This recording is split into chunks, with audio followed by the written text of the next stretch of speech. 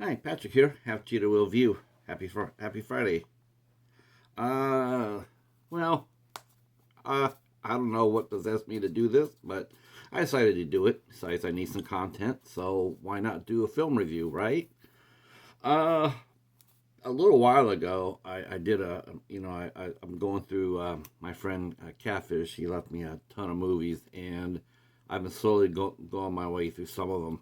And one of the movies I reviewed Elvis Presley's movie. Okay, one more time, kids, one more time. An Elvis Presley movie called Clambake. So while I was going through this new stack of movies I was going through, and I found that he has still had even more Elvis movies. So I decided to watch one, and the one that me and the Cheetah decided to watch was Girls, Girls, Girls. Now, this movie came out in 1962. It was the second of three movies that Elvis shot in Hawaii. This movie also did really, really well at the box office. It debuted at number one and finished 19th for the year 1962, which is not bad. People were going to the movies more and more. They really enjoyed them, and Elvis is, nearing the peak of his popularity. This is still just a few years before the Beatles hit, and so he did this movie. Of course, with all Elvis movies, the plot's really thin. Elvis plays Ross Carpenter, who lives in Hawaii. He's a fishing boat captain, and he lives a pretty simple life. He gets to live, he gets to sleep on a boat, on a boat that him and his dad had built called the West Wind. There's four boats owned by the Stravos family, and they love Ross as a son, but unfortunately, health issues force them to sell their small fleet, and they have to move to Arizona. So this puts Ross in a real pickle. And about the same time, he happens to he also is dealing with women trouble with a lounge singer named Robin, who's played by Stella Stevens, and Robin is a little frustrated with Ross because it's almost like unless Ross has a problem, he never comes over and talks to her. They were once an item, but now she just seems to come on over to, cry on her shoulder.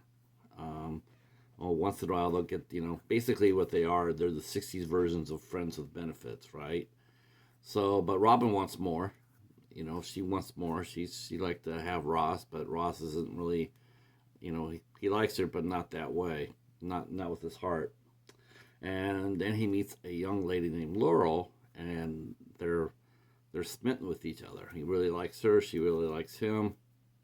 And so pretty soon, the Stravos, he has to sell the boat, so he sells it to an unscrupulous, sort of semi unscrupulous character named Johnson. Now, now Elvis, Ross Carpenter, Ross and Johnson. It's just like a lot of the Elvis movies. The enemy of Elvis isn't always necessary, especially the lighter movies. Obviously, they're not really 100% bad guys. They're not the guys you're gonna boo and hiss at the screen. They're guys with a little bit with their morals a little skewered, a little bit unscrupulous, but overall they're not that bad, or so you think. Because in this movie, Johnson turns out to be rather nasty. Especially now, watching it now, yikes, cringe worthy. Um, but at the, but Ross and him get on. They have a love hate relationship. So soon enough, Laurel and Ross get together, and they have their ups and downs, and bumps and bruises that any Elvis movie has. And there's a lot of songs here, a lot of songs. The only song that really will jump at you, the two songs that really will jump at you will be Girls, Girls, Girls, which is the title track of the movie, and then Return to Sender, which reached number two on the charts. On the Billboard pop charts, it hit number two. Otherwise, a lot of the songs are just filler. There's nothing really there to grab you. Nothing really memorable. The locations are beautiful. The story's slight. I will mention that at the end, when we find out that Laurel has been hiding a secret from Ross all this time, she tries to sail out to meet him at a place called Paradise Cove, and Johnson takes her on the boat. Now, I have to admit, maybe back in 1962, this was sort of cute, but I can tell you now, and a while ago, that watching it now, it's not cute. He is looking to rape her, that lady, and that is a very bad look. Back then, the mores and the values of the 60s. Oh, look at, he's holding her against his will. He's just being cute. He's just, no doesn't mean no. Maybe she'll say yes. Of course, Ross gets there and he does hit him and beat him up a little bit, but not all the way as you expect. Because they don't really necessarily walk in the same circles, but they're not really enemies. They're frenemies, I guess. But like I said, the look of the movie, I mean, the ending of the movie is extremely dated, and it won't sit well with a lot of younger viewers. Hell, it didn't sit well with me, and I've seen this movie probably about a dozen times when I was growing up. But yeah, Stella Stevens played the femme fatale, the lounge singer that Ross was that Elvis was courting in the first part of the movie, and she was really nice. She was really pretty. And Laurel Goodwin, this is one of her first roles. But she didn't act for very long. She only acted for 9 years. She started it in '62 and at 20 and retired at age 29 from acting and became a home nurse for 35 years. Now, that's interesting. Gave up Hollywood to become a home nurse. Corcell Stevens went on to have a stellar career. Unfortunately, I believe she died of Alzheimer's. Either she died, she might even be still alive. I can't imagine her being alive, but we'll see. That's right, I'm looking at the cast as I'm talking to you. But she appeared in the Poseidon Adventure. Oh, she's still alive. She's 83, but I know she's had Alzheimer's for a long time. She was very hot in the 60s and in the 70s, her career. She was a beautiful blonde, very almost like a Marilyn Monroe figure. She actually won the New Star Award in 1960. So she had acting chops. And she appeared on movies such as Poseidon Adventure and a ton of TV work.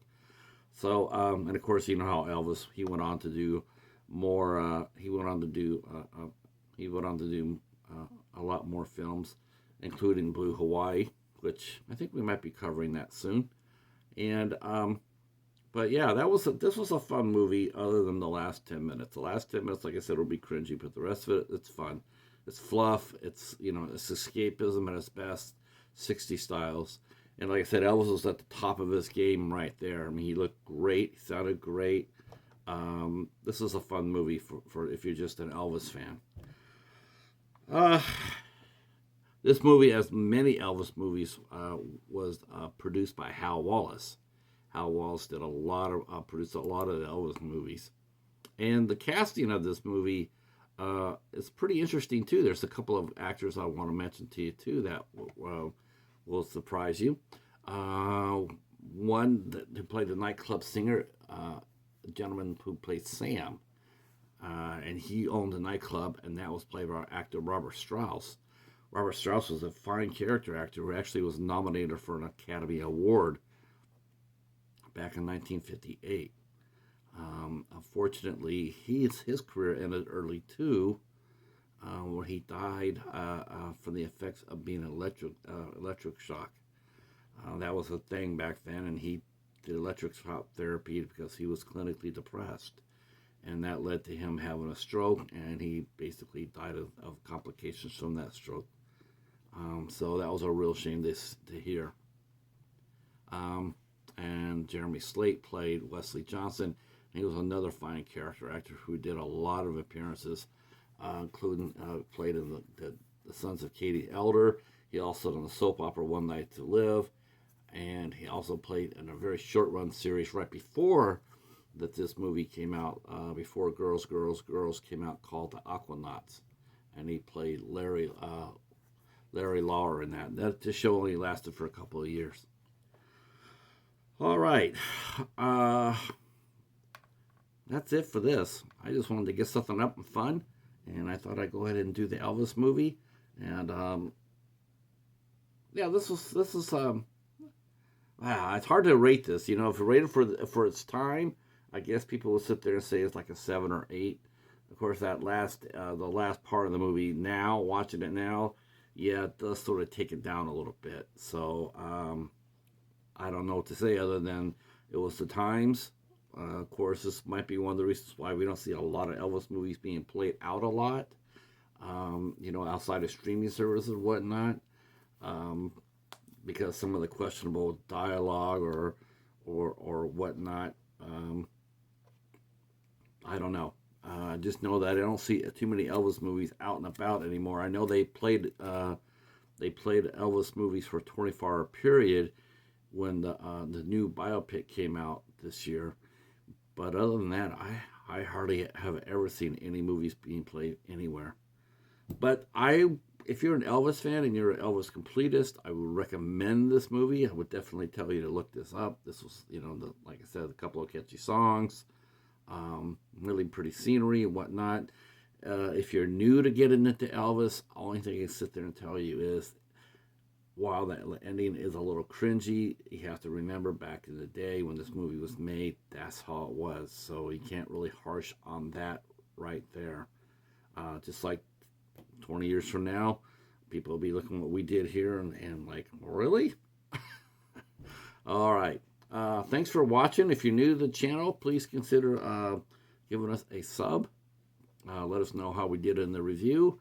Hit the notification bell and we'll leave a comment down below. In fact, tell me your favorite Elvis movie that you've enjoyed of his. I'd like to know. I will also be leaving a link to my first review of Elvis, Clambake. I'll put that down in the description box if you want to see my first review of an Elvis movie. It'll be there. And then maybe in a couple of months we'll do this again. All right, thanks for watching, and we'll talk to you soon. Peace.